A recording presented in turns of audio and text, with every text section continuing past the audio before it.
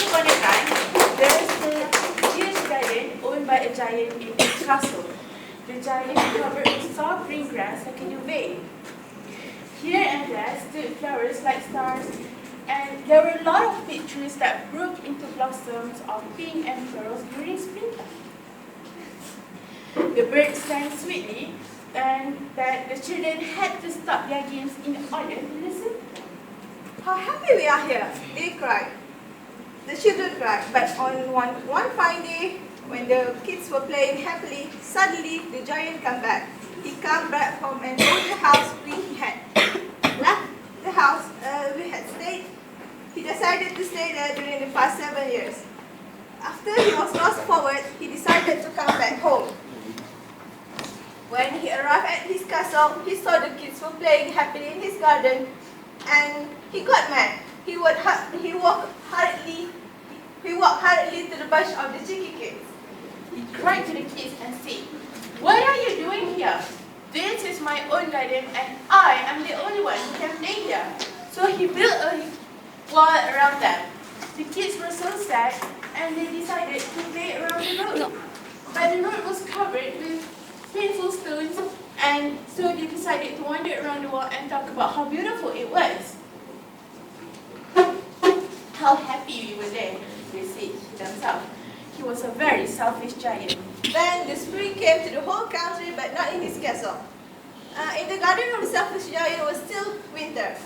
The birds did not care to sing as there were no children playing inside, and the tree forgot to blossom. Once there was a flower put his head outside, but when he saw the notice board, he put his head back inside. So the winter joyfully danced on the grass and covered it with her white great cloak, so does the frost.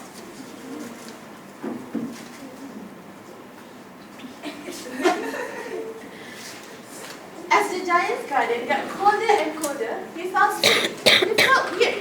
Why does the bird no longer chirping? And why does the flower no longer flowering? He said to himself while he stared at his white, cold garden. He said, "I hope the spring comes and makes some changes to my garden." But the spring didn't come, and so does the autumn and the summer.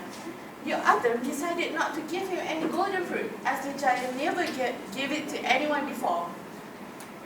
So the giant never listened to the great songs, no longer smelled the great perfume, and no longer ate the golden fruit.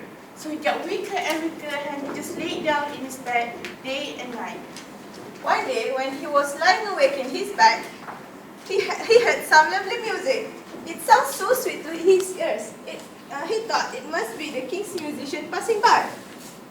It was really only a little linnet singing outside his window, but it was so long since he heard a bird sing in his garden, so he thought it was the most beautiful song he had ever heard. Suddenly, he smelled a delicious perfume that came to him through the window. As he inhaled, his skin turned red and he felt alive. He said to himself, "I believe the spring has come." So he jumped from his bed and looked outside the window. Then the giant saw the most beautiful sight in his garden. Children crept in and they were sitting on a tree branch. The trees were so happy to have them, they decided to cover themselves with flowers. They even waved their hands gently above the children's head. Then at the corner, there was a small boy and he was crying. He cried because he couldn't reach the tree. The tree has bent its body for the kids, but the kids were so small he couldn't reach the tree. The view melted the giant's heart and he felt so sad. He said to himself, "How selfish I have been all this while. No wonder the summer, the autumn, and the spring didn't come. Now I'm going outside and put that little boy on the tree." He felt sorry for the damage he had done. Then he went downstairs and outside, slowly and softly entered the garden. But when he reached the kids, they were so frightened and they ran away. The garden became winter again. But the little boy didn't laugh. He stayed there. His eyes was full with tears, so he can't see the giant is coming. The giant came and took him gently in his hand and put him onto the tree. The tree broke once into blossom and the birds came to sing on it. The little kid stretched his arm and gave the giant a big hug. When the other children saw the giant has become kind, they ran to the garden and played happily there. The garden has become lovely alive and the spring has come back. The giant said, "It is your garden now, little boy." Then he took an axe and knocked down the wall.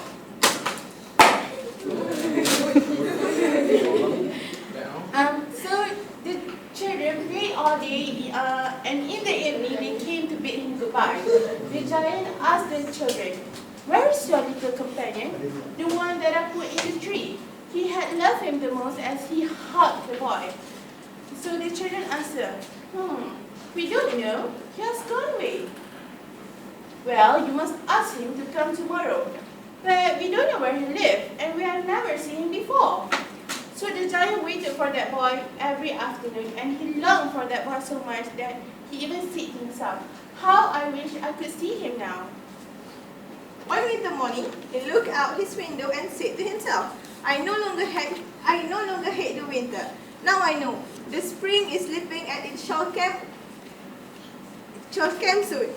When he turned around, he caught a shadow of the little boy sitting on the tree branch. It was the boy that he loved. He ran outside and met the boy. "Where have you been, little munchkin?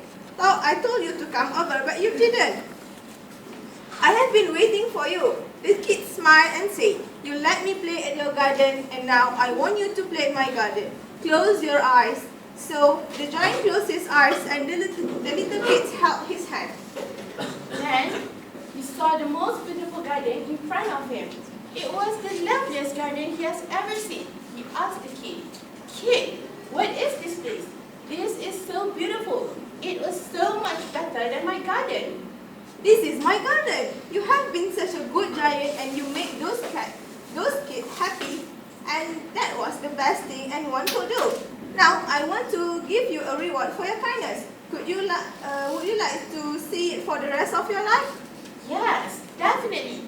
But who will take care of my beautiful garden?" "The spring, winter, and the summer will dance around your garden, and it shall stay as the most beautiful garden there. The children will stay there, and the garden surely will stay alive." So the giant has decided to stay there.